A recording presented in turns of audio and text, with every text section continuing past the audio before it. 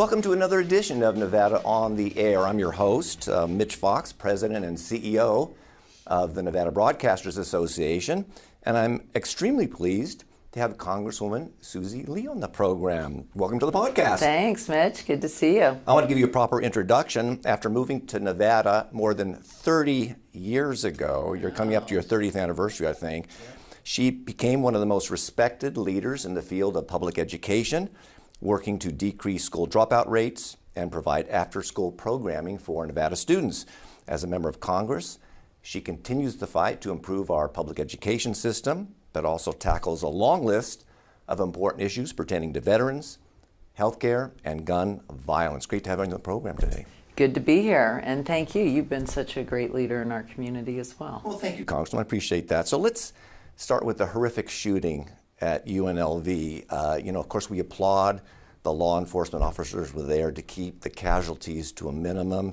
It's still, we lost 3 people, and it really begs the question, the carnage continues. What can be done? Absolutely. Listen, our gun violence epidemic in this country is truly heartbreaking. I mean, I'm a mother. I have a freshman son at school.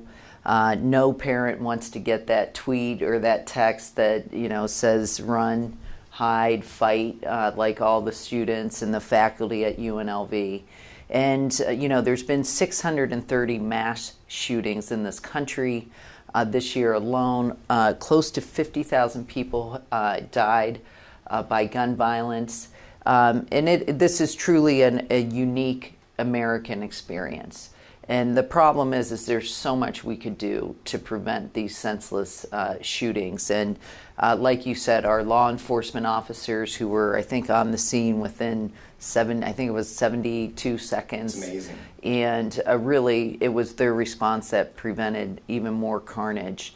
But you're right, the carnage just exists. I mean, I have many interactions with the UNLV community. I have 2 of my interns are students there, friends and family who have students and staff members who work there, who now have to deal with the trauma of going through that experience, and not to mention the loss of 3 really incredible professors.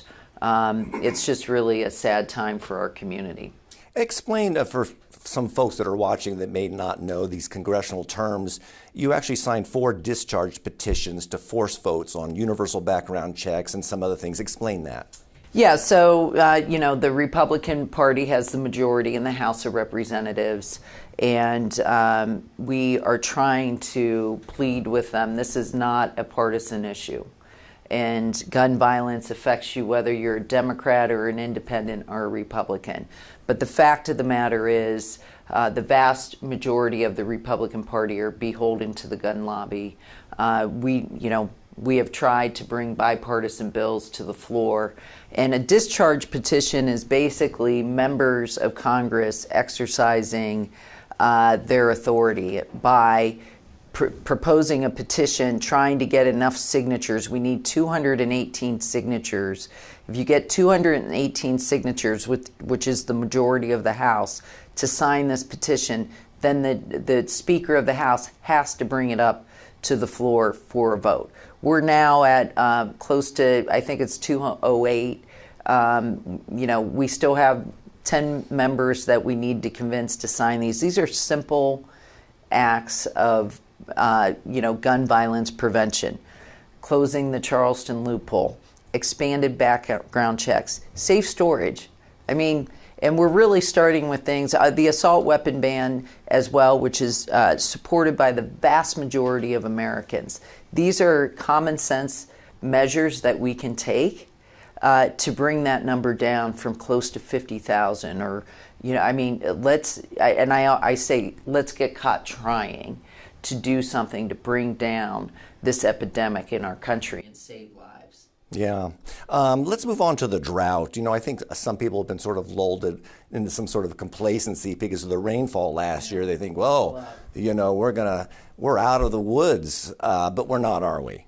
We are not out of the woods. Last year, obviously, was a high precipitation year in the Eastern Rockies, which is so good for replenishing the flows in the Colorado River.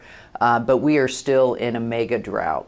And then this year being an El Nino year, the predictions are that there will be less precipitation. There have been agreements that have been made with the 7 states on the Colorado River to make initial cuts, but ultimately we came to an agreement that we would work to come to a better agreement by 2026. And so our work is not done by any stretch of the imagination. But I will say, Nevada and Southern Nevada leads the way in water conservation. And, I always give a huge shout out, one, to our residents that have gone through things like converting their turf to artificial grass or desert landscaping, to our legislature that has passed bills to help conserve water, and also to the Southern Nevada Water Authority that really has led the way. We reuse 40% of the water that is consumed, and of that 40%, over 90% is recycled. And so we have have just done an incredible job at conserving water. We actually have a reduction in 50%. Individuals consume 50% less water on average today than we did in 2002. So really, just a great effort here, but we still have work to do on the Colorado River. We are still, even Nevada, sort of ahead of some other surrounding desert states like Arizona, right? Absolutely. They're sort of behind the curve, aren't they? Absolutely, yeah. And, we had a big announcement the other day. Camille Touton, who is the Bureau of Reclamation Director, who is a UNLV grad, worked for Senator Reid. She was here to announce a $20 million investment in the wetlands project here. Again, this is an important resource because we get credits for the water that we return to Lake Mead clean, and so the wetlands and it basically all the runoff in Southern Nevada goes through that out to Lake Mead, and the investment in that will help us, one, rebuild the wetlands, clean the water as it goes into Lake Mead, and prevent erosion. And so really incredibly important to our whole ecosystem of water management here. So very exciting announcement the other day. So that farm bill, people don't associate a farm bill with drought prevention, but it does have something, doesn't it? Well, listen, traditionally, water is ruled by water rights, right? And it's, if you got a water right first, you have a top priority on your water usage. And we know that agriculture users are the biggest users of water. And, traditionally, there has been a battle between urban versus ag. But ultimately, we all have to work together. It is a limited resource, and we know that. And so, in the ag bill, I am proposing that drought management be included in that. That farmers get credit for that, for what they do to reduce water. As part of the Inflation Reduction Act, we included money that we are paying farmers to change their crops to less water-intensive crops or fallow out their fields. You've heard this statistic or statement that alfalfa is being grown in Arizona. That's an intense water user. And so, again, we need to be all hands on deck. We can obviously work at conservation and reusing water, but we also have to work on how are we managing the water we have. And so really important piece of legislation. And, it's a delicate situation. Obviously, we need our farmers, we need ag, but I think we all have a responsibility to use it more diligently and be, more concerned about our water usage. You've continued to make public education a priority, and we certainly applaud teachers getting their raise. They've waited a long time for Absolutely. this raise. Much needed for our teachers. It was a big win for our teachers here in Southern Nevada. They're finally going to get their raise. What can be done to improve student outcomes on a federal level? I realize it's a local issue, and local school boards and state legislatures appropriate money, but what are you monitoring on a federal level to help that? Well, listen, one thing on the federal level is doing what we can to promote teacher education and the teacher pipeline. And as you know, we have a teacher shortage here in Southern Nevada, and continuing to support efforts, through the Department of Labor, to support apprenticeship programs. I'm going to give a special shout out to UNLV has a program called Nevada Forward. They just received a grant from the Department of Labor. This is basically an alternative, allowing people who are already in the education ecosystem, like support professionals, to get on a path to get their teacher certificate. Many of them go back to the very schools that they already serve because they're committed to the mission of helping those kids. As you know, a lot of our teacher shortage exists in our most at-risk schools, and they're being served by substitute teachers. And so that's a big issue to how are we getting teachers into the pipeline. Obviously, pay is important, making sure we're continuing to fight for collective bargaining to allow people to bargain to make sure they get the pay that they deserve. And then on a school level basis, as you know, my background was with Communities and Schools, a dropout prevention program. We know that per pupil, Nevada is below the national average in terms of funding. I have a bill called the Community Serving Schools Act, which is basically to promote and support wraparound services, whether it's mental health or helping people with food security and things like that, bringing those resources into the schools so that teachers can focus on what they're there to do, is teach. And we know that poverty is the number one barrier to student achievement. So how are we getting resources into the schools to help them deal with the barriers that poverty brings to the classroom? And that's what Community Serving Schools Act is about. Let's talk about public health for a little bit. Some folks tend to forget the Inflation Reduction Act actually lowered prescription drug prices for seniors. And then recently you had two bills actually passed in a bipartisan way that went even further, not necessarily on the prescription drug issue, but for health care. Health care is a big issue for folks. It's still unaffordable for many. Absolutely. Listen, the Inflation Reduction Act was so important. Insulin being capped at $35 a month, $2,000 out-of-pocket cap for seniors. Medicare negotiating prescription drug prices, which the basis of that is you allow Medicare to negotiate those drug prices.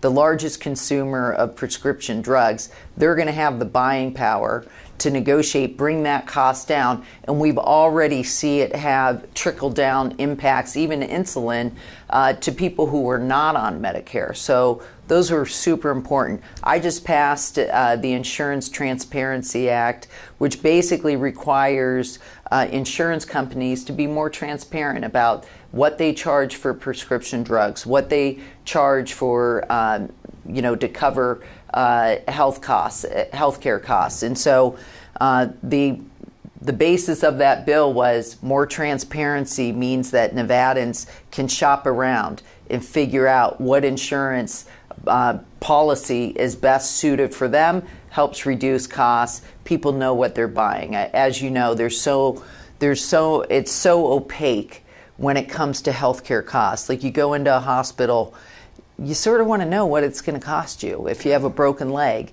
and there's not that much transparency around that. So that bill's really aimed to bring things to light. And then I also passed the TREAT Act, which is additional resources to help mostly nonprofit organizations deal with young people, addiction and abuse, opioid abuse. And so two really important bills for Nevada. I wanted to finish on something because I've been in this town long enough to remember Mayor Bill Breer and the bullet train. And everyone said, this is a pipe dream. It'll never happen. We'll never get a high-speed rail between here and California. But Brightline West we are actually going to get a train. I know. Well, listen, our economy is dependent on what's happening along the I-15 corridor. 50 million people visit our city each year from California. 85% of them do it by car. If you've ever traveled on I-15, it's horrendous. It's a nightmare. It's what should be like a 4-hour drive is now sometimes 8 hours. Not good for our economy. But first and foremost, this is a piece of legislation, the bipartisan infrastructure bill that was passed under President Biden. Again, I say bipartisan. There were 13 Republicans who voted for it. But this is the investment, $3 billion investment. And by the way, they already have their permitting work done. They have their environmental work done. I mean, we believe this is going to be up and running before the 2028 Olympics. Really incredible resource for us, not to mention reduction in car emissions, but also 35,000 jobs in getting it built. And more importantly, reducing the travel time to 2 hours from Southern California. And so we're really excited about this. This, as you said, it's been in the works for decades, and it really took us passing the bipartisan infrastructure bill to help get those needed resources to make it a reality here. One last question that has to do with, you're a member of the Problem Solvers Caucus, and in a Congress that's constantly perceived as being more polarized than ever, even polarized within one particular party. How do you make it work? How do you find people that are willing to find a middle ground? What goes into that? Yeah, well, listen, there's 435 members of Congress. There's 64 members of the Problem Solvers Caucus. I wish the Problem Solvers Caucus had 435 members. That's what Congress should be called. Our really basic premise is that we know there are common areas that we need to work together. For instance, the bipartisan infrastructure bill. That bill, we joke about it, was infrastructure week for, the entire Trump presidency.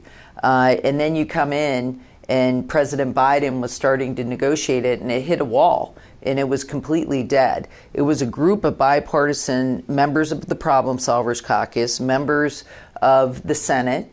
Senator Jackie Rosen was in that group. And we got together. We actually traveled to Annapolis, Maryland, and we sat down and said, we have got to get this done. I mean, our infrastructure in this country is crumbling. I mean, it was embarrassing. And so what we did, so many times in Washington, negotiations start with, this is my red line and this is my red line. Well, if you start with your red lines, then how are you ever going to talk about what areas bring you together and you have in common?